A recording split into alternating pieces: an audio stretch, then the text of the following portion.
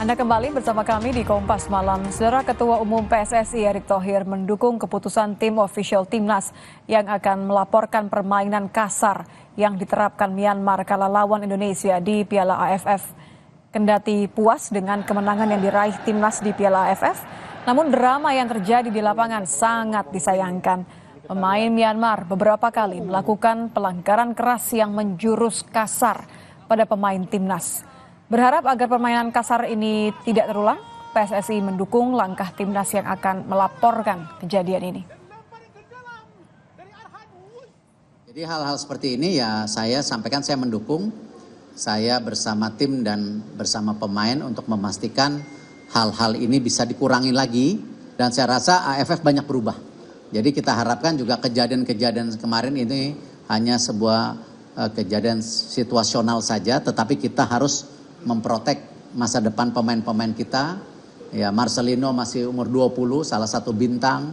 Kemarin Arhan Kaka juga itu umur 17 yang kakinya terlalu tinggi, salah satu pemain dari Myanmar akhirnya ada luka di mukanya. Saya minta fotonya tadi malam. Hal-hal seperti ini ya kita harus juga memastikan perlindungan untuk pemain-pemain kita karena memang ini aset untuk regenerasi tim masa depan kita gitu. Pemain Timnas Indonesia, Doni Tripamungkas menyebutkan kemenangan lawan Myanmar menjadi modal berharga untuk menghadapi Laos pada Kamis mendatang. Saat tiba di Boyolali untuk laga kedua lawan Laos di Stadion Manahan Solo, Doni Tri mengaku persiapan cukup pendek untuk persiapan. Namun Doni mengaku kemenangan lawan Myanmar menjadi tambahan motivasi untuk lawan Laos. Bersyukur dan senang dan itu menjadi motivasi kita untuk pertandingan. Persiapan melawan Laos besok ya persiapan mungkin karena memang recovery cukup pendek, memang harus mempersiapkan sebaiknya. Timnas Indonesia mengawali perjalanan Piala AFF 2024 dengan manis. Bermain di kandang Myanmar, Timnas mampu mencuri kemenangan. Meningkatkan tensi permainan sejak menit di awal, di babak pertama, pertahanan Timnas Indonesia beberapa kali diancam. Permainan anak asuh Sintayong meningkat di babak kedua. Masuknya Asnawi Mangkualam, Victor Detan, serta Rafael Strauch mengubah jalannya permainan. Timnas yang awalnya diserang, balik menyerang. Gol tercipta di menit ke-76 saat Asnawi memanfaatkan kemelut di depan gawang Myanmar. Pemain Myanmar gol bunuh diri, keunggulan Indonesia bertahan hingga akhir. Usai pertandingan, pelatih Timnas Sintayong mengapresiasi kerja keras anak buahnya di tengah minimnya persiapan Piala AFF. Menurut Sintayong, kami tidak punya cukup waktu untuk mempersiapkan diri dan juga tidak ada laga uji coba yang memadai sebelum kompetisi dimulai. Jadi menurut saya, performa para pemain sebenarnya lebih baik dari yang saya harapkan. Pengamat sepak bola Wesley Hutagalung menilai kendati kekompakan belum terbentuk pada Timnas di Piala AFF 2024, tetapi kemenangan atas Myanmar harus disambut karena Indonesia menurunkan pemain muda yang harus berhadapan dengan tim senior. Namun juga ini tim nasional, tim kita yang harus kita apresiasi dan keberanian Indonesia mainkan tim muda juga emang harus kita sikapi bahwa tidak bisa kita bandingkan tim yang main di kualifikasi Piala Dunia kemarin dengan yang turun di Asian Championship ini.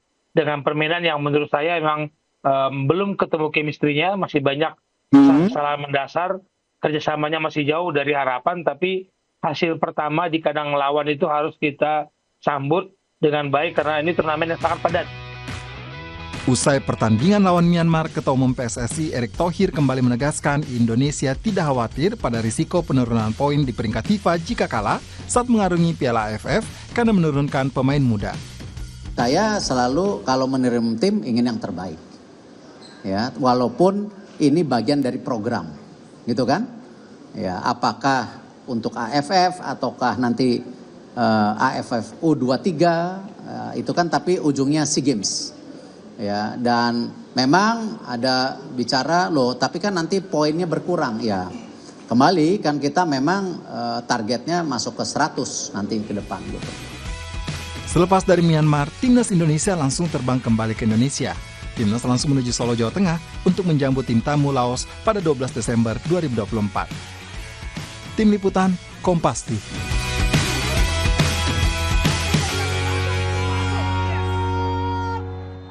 Ya, dengan mayoritas pemain U22, bagaimana kira-kira peluang timnas lawan Laos dan lini mana yang harus diperbaiki? Kita akan bahas bersama pengamat sepak bola Yusuf Kurniawan. Bang Yuke, selamat malam. Selamat malam nih, apa kabar?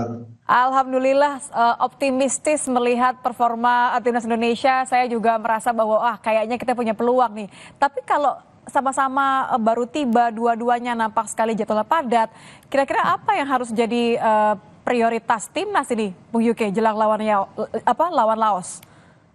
Iya, yang pertama saya kira recovery ya, harus dimaksimalkan betul dari tim visio kita untuk bisa memulihkan kembali kondisi para pemain, karena memang kemarin itu pertandingan cukup keras ya, banyak sekali kartu kuning dari pihak lawan, yang juga ditambah karena faktor lapangan yang juga menurut saya buruk ya, sehingga permainan timnas jadi nggak smooth ya, apalagi mereka memang terkendala karena faktor persiapan yang mepet.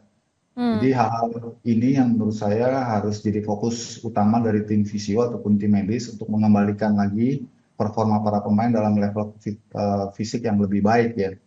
Dan saya yakin di Manahan Solo dengan kondisi lapangan yang jauh lebih smooth gitu ya, chemistry anak-anak akan lebih terlihat lagi dibanding laga pertama kemarin gitu.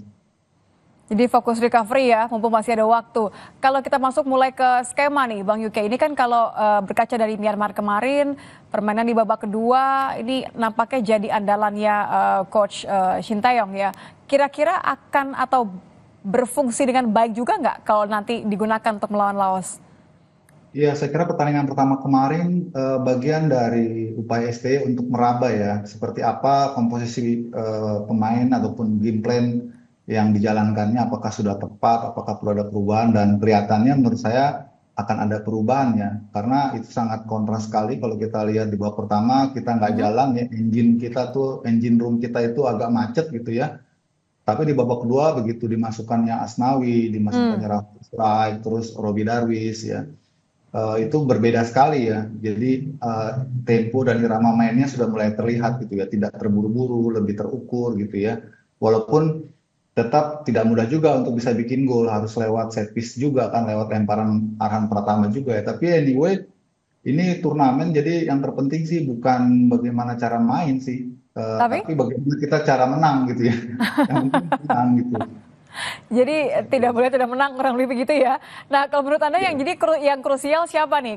Kalau kita bisa berandai-andai, kira-kira starting line up lawan Laos nih akan seperti apa? Siapa-siapa saja akan diturunkan untuk awal?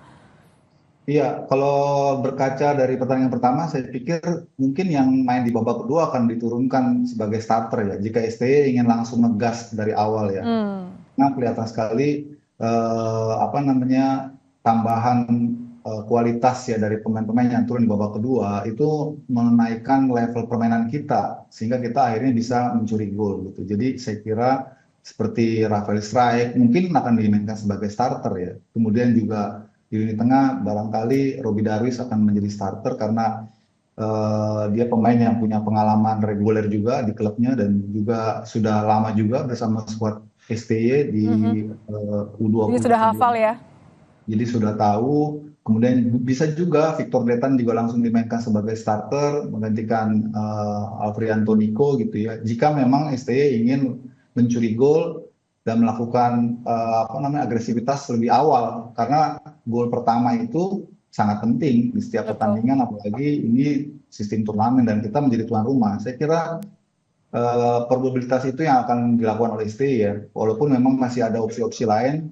Kalau kemarin misalnya Ronaldo Kuate dimainkan hanya 2-3 menit terakhir, bukan nggak mungkin besok akan lebih dioptimalkan lagi supaya STY juga bisa melihat sebanyak mungkin pilihan-pilihan pemain yang akan nanti bisa cepat padu gitu ya. Karena kan tidak hanya Laos ya, justru malah the big game-nya adalah ketika nanti lawan Vietnam gitu. Kalau saya mengubah diksinya, bukan jika menang ya, karena kan kita optimistis di sini. Saat menang lawan Laos nanti, seberapa kemenangan ini bisa dijadikan modal berharga nanti untuk lawan Vietnam? Oh iya, itu sudah pasti absolut itu ya. Itu akan menjadi tambahan moral dan modal kita menghadapi Vietnam di kandang mereka gitu ya. Itulah di situ sebetulnya test case yang paling penting ya, yang paling utama ya, melihat sejauh apa level dari timnas junior kita jika berhadapan dengan lawan yang lebih kuat. Kita harus katakan Vietnam lebih kuat, bukan saja karena mereka sudah berpengalaman ya menjadi juara di turnamen ini sudah 2 kali, tapi juga karena mereka turun dengan pemain-pemain senior. Dan mereka pastinya punya ambisi besar gitu ya untuk mengalahkan kita gitu. Mengingat bahwa sekarang kan timnas kita ini udah jadi buah bibir ya di antero ASEAN lah minimal ya. Jadi kita tuh jadi tim to beat gitu, tim yang pengen sekali dikalahkan lawan gitu. Jadi kita harus siap dengan situasi itu, karenanya melawan Laos ini tidak ada jalan kecuali kita harus ambil 3 poin agar kita punya confidence yang lebih saat bertandang ke Vietnam nanti gitu. Yang itu akan menjadi laga menentukan saya kira untuk posisi juara atau runner up grup ya.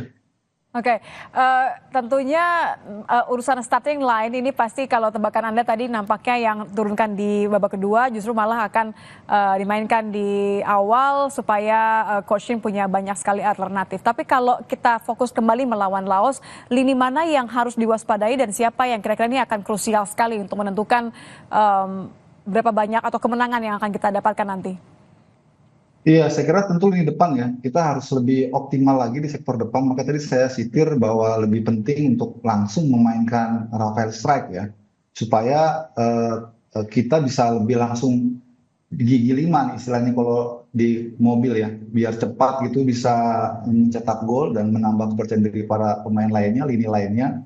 Untuk lebih segera mendapatkan padu padan. Ini penting ya 2 laga pertama ini untuk mendapatkan padu padan karena isu yang terakhir itu kan persoalan chemistry ya.